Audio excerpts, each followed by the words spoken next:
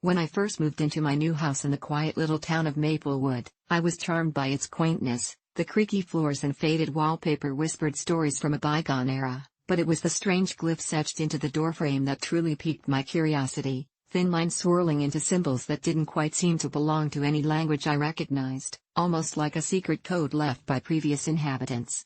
The real estate agent hadn't mentioned anything unusual, just that the house was a steal, especially for a newcomer like me.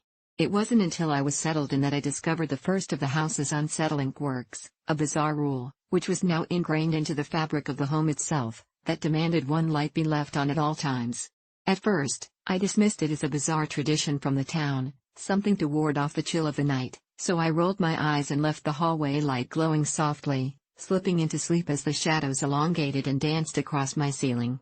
The first night passed without incident, but by the second night, I noticed flickers of movement just past the edges of my vision, strange, fleeting silhouettes that melted into the darkness as soon as I turned to look.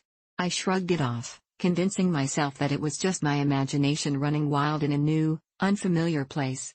But it wasn't long before the tapping began, light, deliberate raps against the walls that seemed to follow the rhythm of my own heartbeat.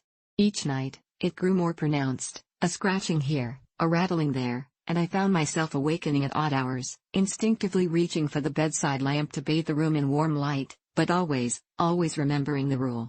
One light must remain on. By the fifth night, the shadows morphed from a mere trick of the light into something more sinister. I could feel the air shift, dense and unwelcoming, almost like a living thing draped over my skin, and it whispered secrets I couldn't quite discern. I began wondering what had happened here before me, if the strange glyphs weren't just decorative, but a warning, a protective charm that the previous owners had left behind, perhaps out of desperation for